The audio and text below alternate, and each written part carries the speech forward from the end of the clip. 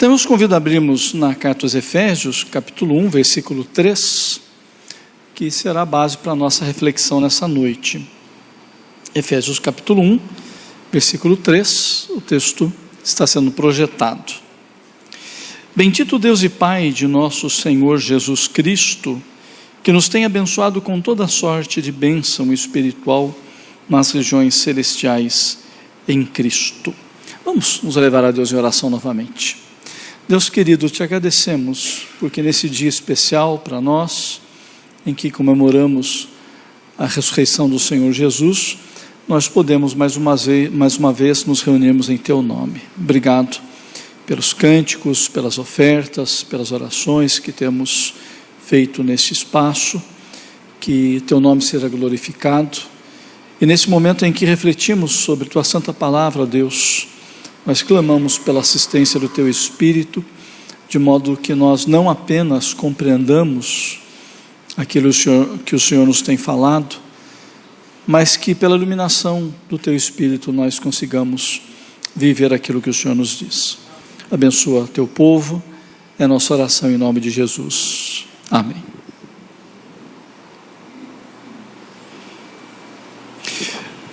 O poeta Carlos Drummond de Andrade, num poema chamado Foi no Rio, tem uma frase que eu queria destacar. A vida para mim é vontade de morrer. Carlos Drummond de Andrade. A vida para mim é vontade de morrer. E é óbvio, ao introduzir essa fala com essa frase, com esse verso, a gente está querendo pensar acerca da vida. O que é a vida para mim e para você? De que ponto a gente olha a vida? A partir de que ângulo ou a partir de que filtro a gente pensa a nossa existência? Paulo escreve a carta aos Efésios na prisão. Eu imagino que todos saibamos disso. Capítulo 3, versículo 1, ele afirma isso, que ele está preso. E esse homem poderia ou teria uma série de motivos para julgar-se infeliz ou julgar-se alguém que estaria não sendo muito bem sucedido na sua existência. Afinal, é um apóstolo que está cumprindo o mandato de Jesus e por causa disso encontra-se aprisionado em Roma. No entanto, ele começa a carta que nós lemos, escrita no período de prisão, com as seguintes palavras: Bendito Deus e Pai de nosso Senhor Jesus Cristo, que nos tem abençoado com toda sorte de bênçãos. Bendito, nos tem abençoado com bênçãos. Então é um homem que escolhe olhar a vida a partir do ângulo da bênção de Deus. Ele escolhe pensar e situar-se na vida a partir daquilo que ele vê em Deus. Louvor, gratidão, satisfação no coração. E o versículo 3, ele é como um resumo de todo esse bloco que segue do versículo 4 e que vai pelo menos até o versículo 14. O versículo 3 é uma síntese. Ele está louvando a Deus pelas bênçãos, e a partir do versículo 4, ele vai apresentando, descrevendo, discorrendo, numa linguagem poética, numa linguagem de ação de graças, acerca das bênçãos. É um homem com o coração feliz, embora preso. Paulo prefere olhar a vida dessa forma. E nós? Como que nós olhamos a nossa vida? A partir de que ângulo eu e você olhamos e pensamos a vida? E a gente poderia evoluir pensando, provavelmente há diferenças substanciais na forma como eu e você olhamos a vida, diante da forma como o apóstolo Paulo olha. Certamente há diferenças. E eu queria pensar um pouquinho com vocês nessa noite acerca dessas diferenças. Então, começamos lembrando ou percebendo que nesse versículo 3, Paulo faz menção à Trindade, o Deus Pai, o Senhor Jesus e o Espírito Santo, que é o doador das bênçãos espirituais. Então aqui tem uma diferença clara, consciente, concreta, real, uma diferença de olhar para a vida de Paulo para conosco. Paulo agradece a Deus porque ele olha para a Trindade, ele olha para Deus, ele olha para Jesus, ele olha para o Espírito Santo. Nós muitas vezes não conseguimos ser gratos porque nós olhamos para as pessoas. Não é assim? A gente olha mais para as pessoas do que para Deus. E talvez essa seja uma das razões pelas quais Paulo, mesmo preso, consegue ser agradecido. E nós, mesmo vivendo em liberdade, às vezes não conseguimos ser agradecidos. Na realidade, uma boa parte das vezes nós somos reféns dos nossos relacionamentos. A nossa vida vai bem se estamos cercados de gente boa, estamos felizes, mas a nossa vida vai mal para nós se a gente tem relacionamento com gente que a gente acha que não é boa ou que não acrescenta nada para nós. Nós somos escravos dos sentimentos que temos em relação aos outros.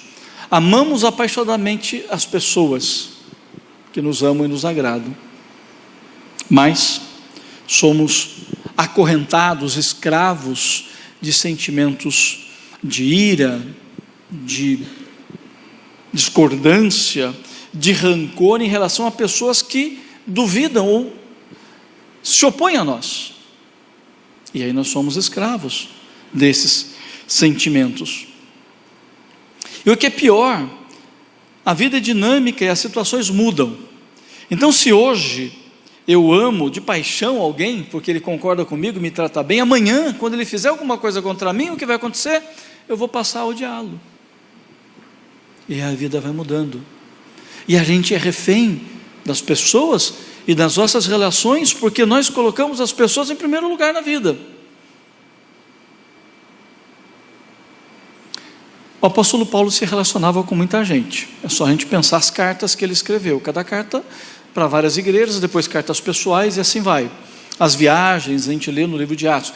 O tanto de gente com que Paulo se relacionava. E com toda certeza, gente boa como nós e provavelmente gente ruim como outros que estão por aí.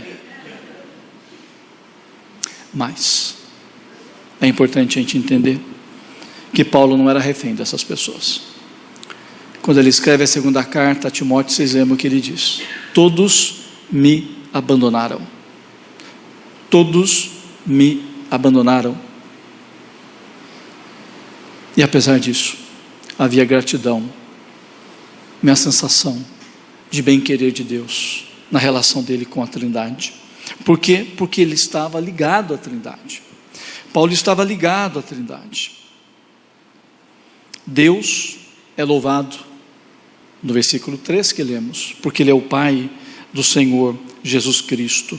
Jesus é reconhecido por Paulo como Senhor, Kyrios. O Espírito Santo é aquele que é o doador das bênçãos espirituais. Paulo olhava para a Trindade, isso trazia uma estabilidade na vida dele, que permitia que ele fosse grato a Deus. Nós olhamos para as pessoas, isso nos desestabiliza por demais.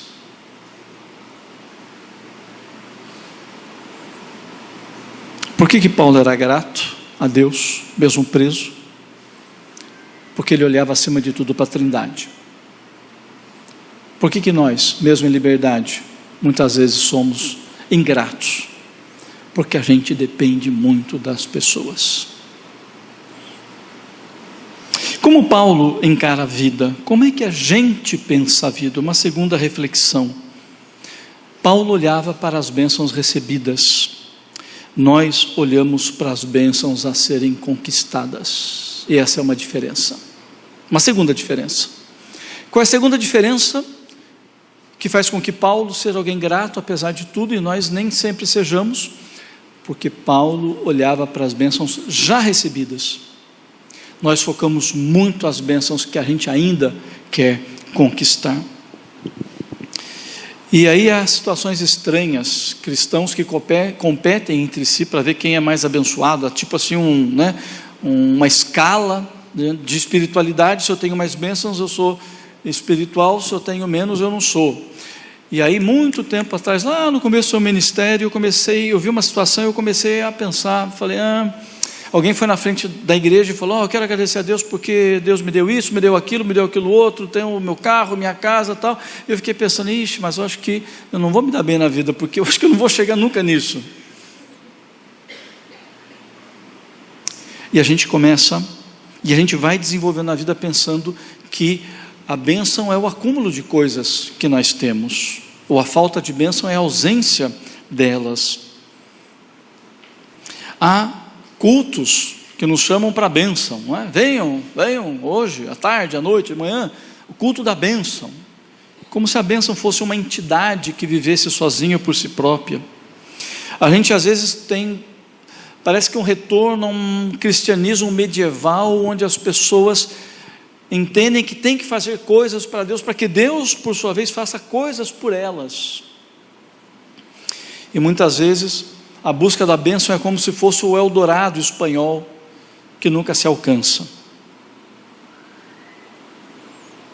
Bens materiais são buscados a todo custo, e bens materiais são vistos como bênção de Deus, mesmo que eles surjam de situações ilícitas e antiéticas.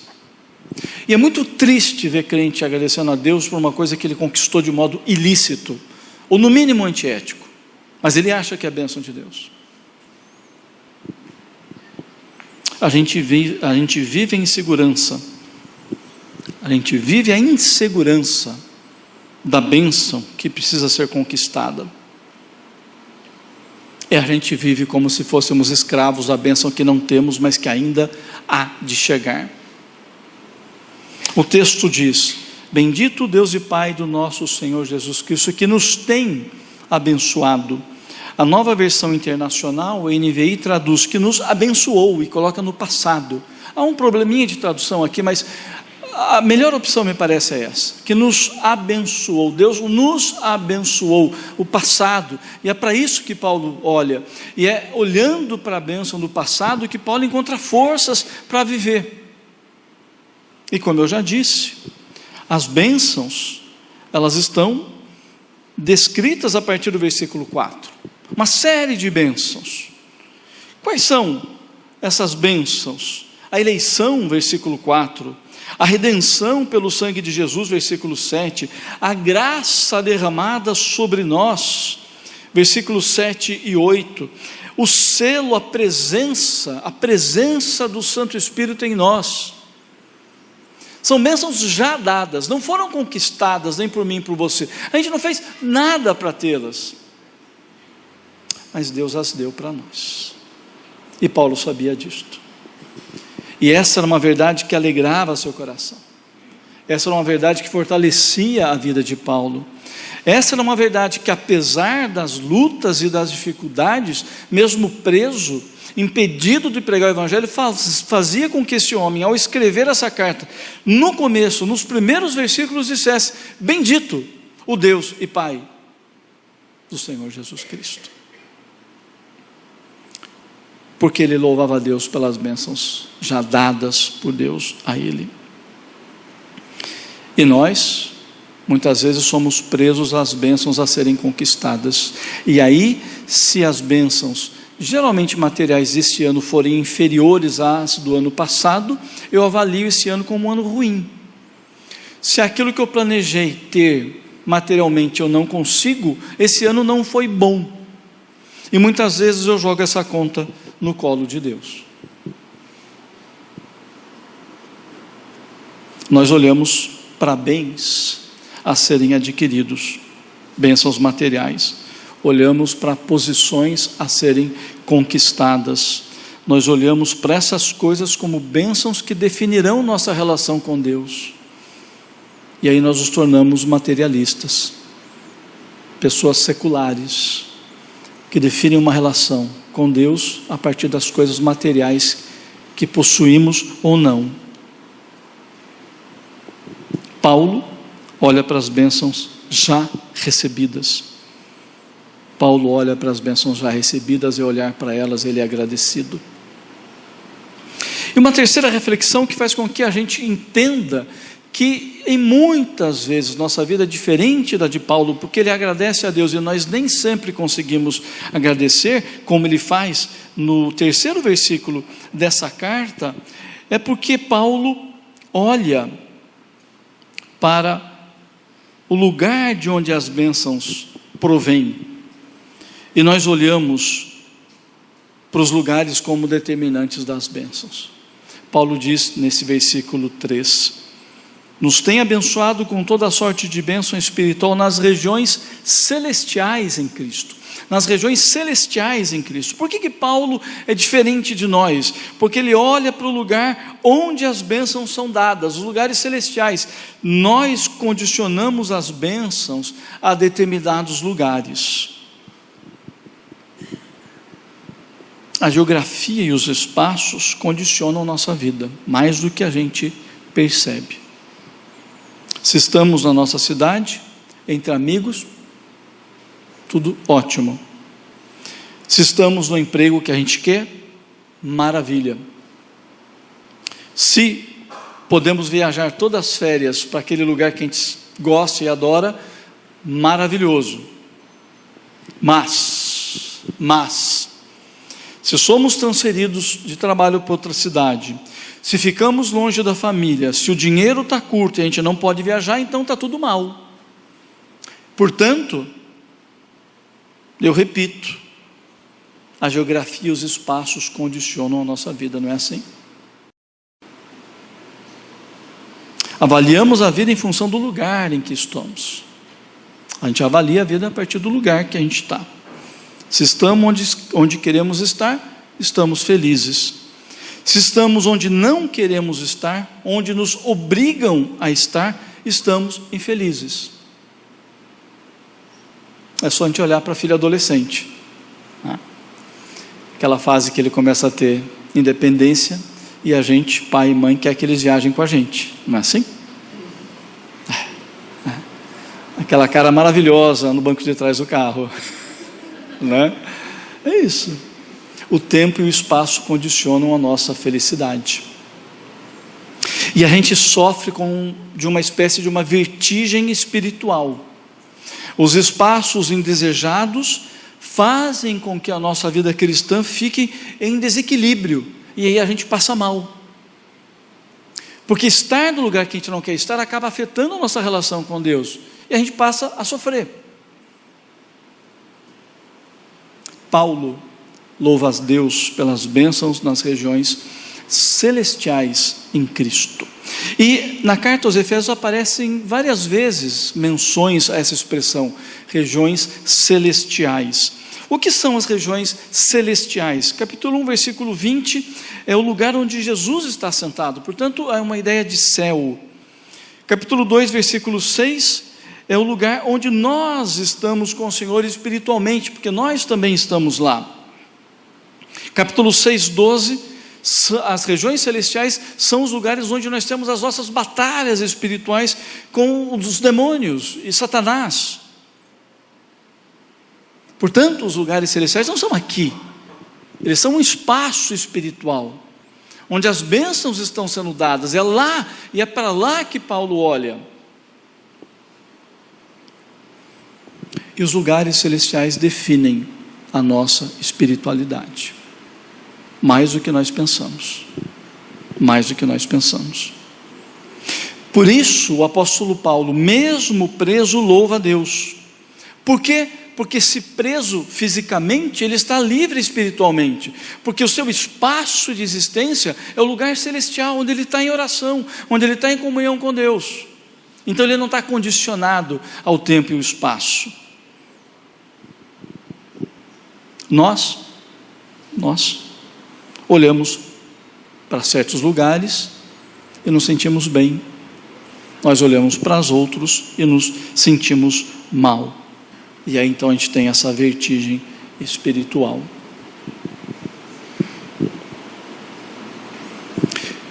Como encarar a vida? Foi a pergunta no início. Como como que eu e você encaramos a vida? Como o poeta Carlos Drummond de Andrade, que fala que a vida é um desejo de morte, e infelizmente cumprido para algumas pessoas.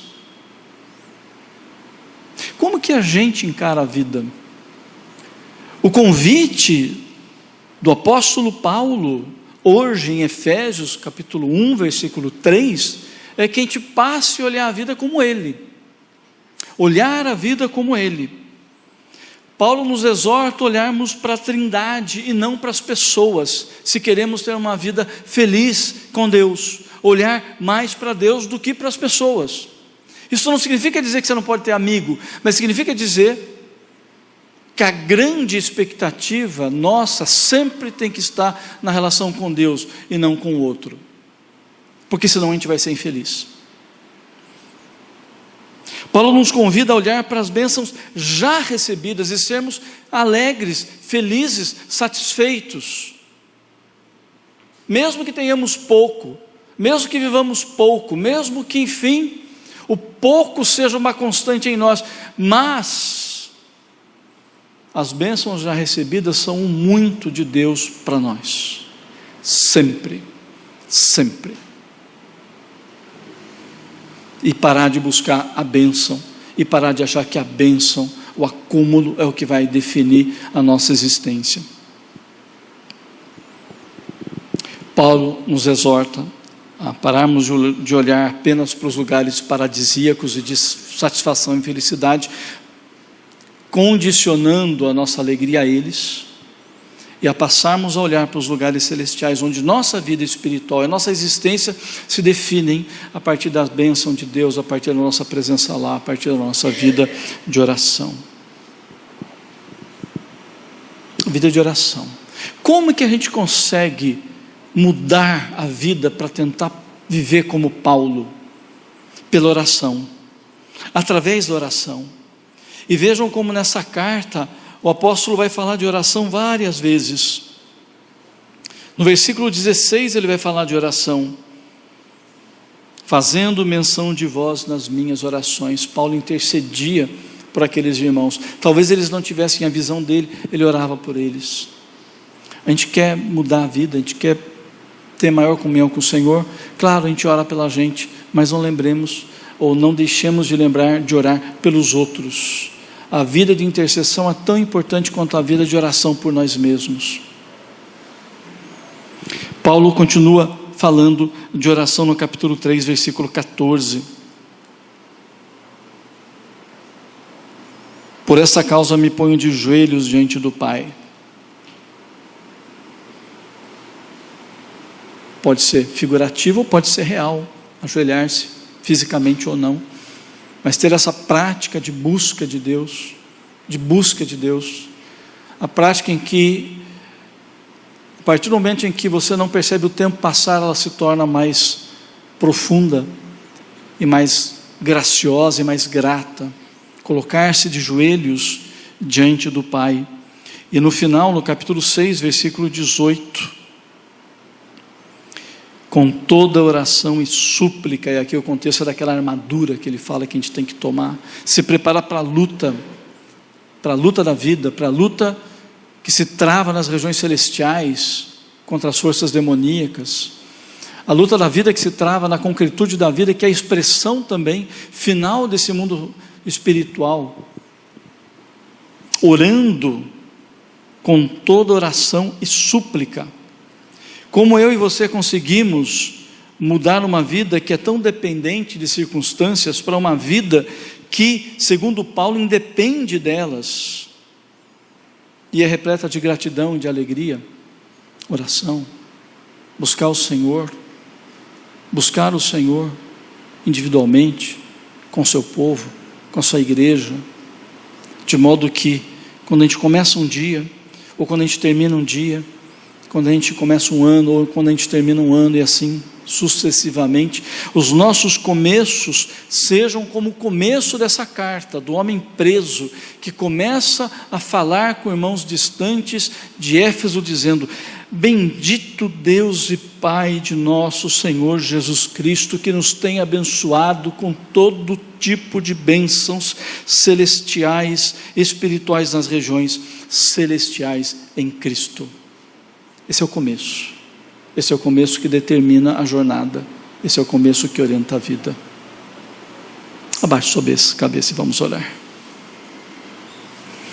Obrigado, Senhor, por esse momento em que podemos refletir sobre a Tua Santa Palavra. Obrigado por irmãos e irmãs queridos e queridas que estão aqui. Ó Deus, nós queremos confessar diante do Senhor que a gente tem olhado mais para as pessoas do que para o Senhor mesmo.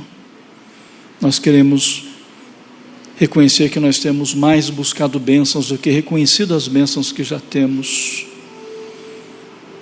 Nós queremos também reconhecer, ó Deus, que nossa alegria é muito dependente de espaços e lugares, muito mais do que dependente do espaço espiritual no qual Tuas bênçãos são dadas, porque nós somos fracos, ó Deus, nós somos tão carentes do Senhor, e por isso nessa noite nós pedimos para que na ação do Teu Espírito o Senhor toque nosso coração, o Senhor nos faça voltarmos para o Senhor, o Senhor nos sensibilize à oração, à busca, ao clamor, à dependência do Senhor, porque nós precisamos, ó Deus, ter esse coração alegre e satisfeito de Paulo. Nós precisamos para poder servi-lo, nós precisamos para poder viver uma vida íntegra na Tua presença. Ó Santo Espírito, faz Tua obra em nosso meio, é o que nós te pedimos, no nome santo de Jesus, amém.